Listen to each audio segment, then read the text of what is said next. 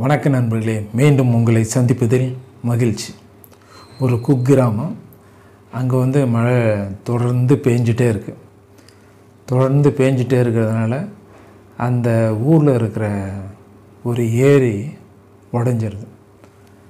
ஏரி கரை உடஞ்சதுனால ஏரியில் இருக்கிற தண்ணியெல்லாம் அந்த குக்கிராமத்தில் சூழ்ந்துக்குது. வீட்டெல்லாம் தண்ணி சூழ்ந்துக்குது. ஸோ அதனால் மக்கள்லாம் என்ன பண்ணுறாங்க, கூரை மேலே ஏறி உட்காந்துக்கிறாங்க. வீட்டுக்குள்ளே எல்லாம் தண்ணி வந்துடுச்சு. அப்படியே தண்ணி கொஞ்சம் கொஞ்சமாக உயரமாகிட்டே உயரம் அதிகரிச்சுட்டே வருது. இவங்கெல்லாம் பயந்து போய் என்ன பண்ணுறாங்க, கூரை மேலே ஏறி உட்காந்துக்கிறாங்க. அதில் ஒருத்தர் என்ன பண்ணுறாங்க, கூரை மேலே ஏறி உட்காந்துக்கிட்டு அவங்கவுங்க எப்படி தப்பிச்சு போகணும் அப்படி எப்படி தப்பிச்சு போயிட்டுருக்காங்க. ஒருத்தவங்க மேலே ஏறி உட்காந்துட்டு கூரை மேலே ஏறி உட்காந்துருக்கவன் கடவுளை நோக்கி கும்பிட்றான். கடவுளே, இது மாதிரி நான் ஒரு பிரச்சனை மாட்டிக்கிட்டேன், ஊர் பூரா தண்ணியாக இருக்குது, எனக்கு தப்பிக்கிறதுக்கு வழி தெரியல, நீங்கள் என்னை காப்பாற்றுங்க அப்படின்ட்டு கண்ணை மூடி பிரார்த்தனை பண்ணுறான். கும்பிட்டுட்டு கண்ணை திறக்கான். கண்ணை திறக்கும் போது அங்கே பார்த்தா ஒரு போட்டு போயிட்டுருக்கு. போட்டில் இருக்கவங்களாம் இவனை பார்த்துட்டு, வந்துரு போட்டுக்கு வந்துரு, நம்ம ஒரு பாதுகாப்பான இடத்துக்கு போயிடலாம், இந்த தண்ணியிலேருந்து இந்த பிரச்சனை தப்பிச்சிக்கலாம், வந்துரு அப்படின்றாங்க. அதுக்கு அவன் சொல்கிறான், இல்லை நான் கடவுள்கிட்ட வேண்டியிருக்கேன், கடவுள் என்னை காப்பாற்றுவார், நீங்கள் போங்க அப்படின்னு சொல்லிடுறான். அவங்க எவ்வளோ கூப்பிட்டு பார்க்குறாங்க, இவன் மசியலை. இல்லை என்னை கடவுளே காப்பாற்றுவார், நான் கடவுளை கும்பிட்டுருக்கேன், எனக்கு கடவுள் மேலே நம்பிக்கை இருக்குது, நீங்கள் போங்க அப்படின்னு சொல்லி அவங்கள அனுப்பிச்சிடறான். தண்ணி மறுபடியும் ஏறிட்டே இருக்குது. கூரை பக்கம் வந்துருச்சு. வீட்டினுடைய பாதி அளவுக்கு மேலே வந்துருச்சு தண்ணி. இவன் மறுபடியும் கடவுள்கிட்ட கும்பிட்றான். கடவுளே, இது மாதிரி தண்ணி ஏறிட்டே இருக்குது, எனக்கு பயமாக இருக்குது, வீடு மூழ்கிடுமான்னு, நீங்கள் அதுக்குள்ளே என்னை காப்பாற்றிருங்க, நிறைய பேர் தப்பிச்சு போயிட்டாங்க, நான் உங்களை நம்பியே இருக்கிறேன், நீங்கள் என்னை காப்பாற்றுங்க அப்படின்னு சொல்லிவிட்டு மறுபடியும் மனம் உருகி கடவுளை கும்பிட்றான். கடவுள்கிட்ட வேண்டுறான். வேண்டிட்டு மறுபடியும் கண்ணை திறந்து பார்க்குறான். கண்ணை திறந்து பார்த்தா ஒரு போட் அப்படி வந்துட்டுருக்கு. அதில் நிறைய பேர் போயிட்டுருக்காங்க. அவங்களையும் இவனை பார்த்துட்டு, அட இவன் மாட்டிக்கிட்டானா அப்படின்னு சொல்லிவிட்டு, இவங்க வந்துருப்பா, கப்பலுக்கு வந்துரு, போட்டுக்கு வந்துரு, நம்ம தப்பிச்சு போயிடலாம், ஒரு பாதுகாப்பான இடத்துக்கு போயிடலாம், ஒரு மேட்டு பகுதிக்கு போயிடலாம், நமக்கு ஒன்றும் பிரச்சனை இருக்காது, சீக்கிரம் வந்துரு அப்படின்ட்டு நின்று கூப்பிட்றாங்க. அந்த போட்டை நிறுத்தி வச்சுட்டு கூப்பிட்றாங்க. ஆனால் இவன் என்ன பண்ணுறான்னா, இல்லை நான் கடவுள்கிட்ட வேண்டியிருக்கேன், அவர் என்னை காப்பாற்றுவார், நீங்கள் போங்க அப்படின்னாலும்.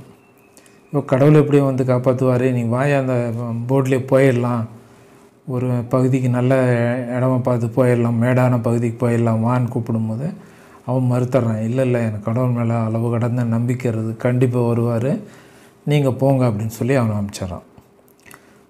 கிட்டத்தட்ட தண்ணியே கூரைக்கு வந்துருச்சு, கூரை மேலே வந்துருச்சு. இவன் கால் பகுதியெல்லாம் காலெலாம் நனைஞ்சிச்சு. இவன் நின்றுக்கிட்டான், உட்காந்துருந்தவன் ஏறி நின்றுக்கிட்டு மறுபடியும் கடவுள்கிட்ட வேண்டான், மனம் உருகி வேண்டான். கடவுளே, நான் உன்னையே நம்பி இருக்கிறேன், நீங்கள் இன்னும் வரவே இல்லை, எவ்வளோ நேரம் நான் கும்பிட்டுட்டு இருக்கேன், உங்கள்கிட்ட வேண்டிகிட்டு இருக்கேன், நீங்கள் இன்னும் வரல, என்னை எப்படியாச்சும் காப்பாற்றுங்க, உங்களை தான் நம்பி தான் நான் இருக்கேன், மனுஷங்களை நம்பலை, உங்களை நம்பி தான் இருக்கேன், நீங்கள் எப்படியாச்சும் என்னை காப்பாற்றிருங்க அப்படின்னு சொல்லி மறுபடியும் மனம் உருகி கடவுள்கிட்ட வேண்டான். வேண்டிட்டு கடவுள் வந்துட்டாரான்னு கண்ணு திறந்து பார்க்குறான். கடவுளை காணோம், கடவுள் வரல. ஆனால் ஒரு போட்டு மட்டும் அப்படியே வந்துட்டுருக்கு அந்த பக்கம். அதில் எல்லாம் தப்பிச்சு போயிட்டுருக்குறாங்க. அவங்க மறுபடியும் கூப்பிட்றாங்க. அவனையும் இவனை பார்த்துட்டு அடா இங்கே ஒருத்தர் மாட்டிக்கிட்டானா அப்படின்னு சொல்லி பார்த்து கூப்பிட்றாங்க. ஐயோ, இங்கே வந்துரு, போட்டுக்கு வந்துரு, நம்ம தப்பிச்சு போயிடலாம், நீ ஏன் அங்கே மாட்டிகிட்டு இருக்க, இறங்கி வா அப்படின்னு கூப்பிட்றாங்க. அதுக்கு அவன் இல்லை நான்லாம் வரமாட்டேன், நான் கடவுள்கிட்ட வேண்டியிருக்கேன், கடவுள்கிட்ட கும்பிட்டு இருக்கேன், அவர் கண்டிப்பாக வருவார், என்னை காப்பாற்றுவார் அப்படின்ட்டு சொல்கிறான்.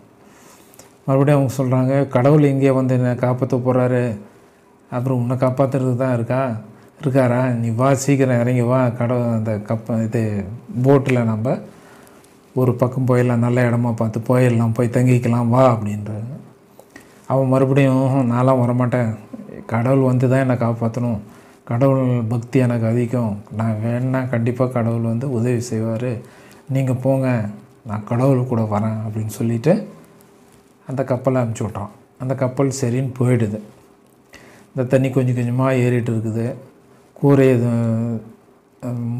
மூழ்கடிச்சிருச்சு, அவனுடைய காலை மூழ்கடிச்சிருச்சு, முட்டி வந்துருச்சு, முட்டி வரலும் இடுப்பு வரலும் அப்படியே கொஞ்சம் கொஞ்சமாக வந்து அவனை மூழ்கடிச்சிருது. அந்த தண்ணியில் அவன் மூழ்கி போயிடான். அந்த தண்ணியில் மூழ்கி அவன் இறந்து போயிடறான். இறந்து போனதும் சொர்க்கத்துக்கு போகிறான். கடவுள் பார்க்குறாங்க. கடவுள் அவர் சேரில் ஜம்முன்னு உக்காந்துட்ருக்காரு. அதை பார்த்தோன்னே அவனுக்கு கோவம் வந்தது. நம்ம இவ்வளோ நேரம் அங்கே புலம்பிகிட்டு இருந்தோம், கத்திக்கிட்டு இருந்தோம், தவிச்சிட்டு இருந்தோம், இவர் எத்தனை தடவை கூப்பிட்ருப்போம், இவர் வந்து நம்மளை காப்பாற்றாமல் இவர் இங்கே உட்காந்துட்ருக்காரு அப்படின்னு சொல்லிட்டு இவனுக்கு கோபம் வந்தது. நேராக கடவுள்கிட்ட போனான். கடவுள்கிட்ட போய், கடவுளே இது உங்களுக்கே நியாயமாக இருக்கா அப்படின்னு கேட்குறான். அவர் என்னப்பா ஏன் கோபமாக இருக்க, என்ன தப்பு பண்ணேன், ஏன் இப்படி கேட்குற அப்படின்னு கேட்குறேன். உங்களை நான் எத்தனை தடவை நான் வேண்டிக்கிட்டேன், உங்கள்கிட்ட எத்தனை தடவை நான் கும்பிட்டேன், ஆனால் நீங்கள் வந்து என்னை காப்பாற்றவே இல்லையே, தண்ணியில் என்னை மூழ்கி அடிச்சிட்டிங்களே அப்படின்னு சொல்லி கம்ப்ளைண்ட் பண்ணுறான். கடவுள் சொல்கிறார், இல்லைப்பா நீ கூப்பிடும் போதெல்லாம் நான் வந்தனே அப்படின்றார். எங்கே வந்தீங்க, என்னை வந்து காப்பாற்றவே இல்லையே, நான் தண்ணியில் எல்லாம் மூழ்கி இறந்துட்டேன் அப்படின்னு சொல்கிறான். என்னப்பா இப்படி சொல்கிறேன், நீ ஒவ்வொரு தடவை கும்பிடும் போதும் உனக்கு நான் கப்பல் கடல்லே வருது, உனக்கு நான் போட் அமுச்சு விட்டனேப்பா காப்பாற்றுறதுக்கு அப்படின்னு. என்னது அப்படின்னு, நீ கும்பிட்ட அப்படின்றதுக்காக தான் நான் உனக்கு போட்டை அமுச்சு விட்டேன், நீ அந்த போட்டில் ஏறவே இல்லை, அடுத்த முறை கும்பிட்டேன், சரி முதல்ல தான் ஏறாமல் விட்டுட்டேன் அப்படின்ட்டு மறுபடியும் ஒரு போட் அமுச்சேன், அப்பயும் நீ ஏறல, அதுக்கப்புறம் மறுபடியும் கூடும்போது என்னடா இவன் கேட்டுகிட்டே இருக்கானே ஆனால் ஏற மாட்டேன்றான்ட்டு மறுபடியும் ஒரு போட்டை அனுப்பிச்சி விட்டேன், அப்பயும் நீ ஏறல, நீ போட்டில் ஏற நான் என்ன செஞ்சனோ எதுக்காக அனுப்பிச்சனோ அதை நீ வந்து தவிர்த்துட்டு நீ பாட்டுக்கு பேசாமல் உக்காந்துட்டே பேசாமல் இருந்த, நான் அனுப்பிச்ச உதவியை நீ ஏற்றுக்காமல் இருந்த, அது என்னுடைய தப்பா, உன்னுடைய தப்பு தான் இல்லை, என்னுடைய தப்பு இல்லை அப்படின்னு சொல்கிறாரு.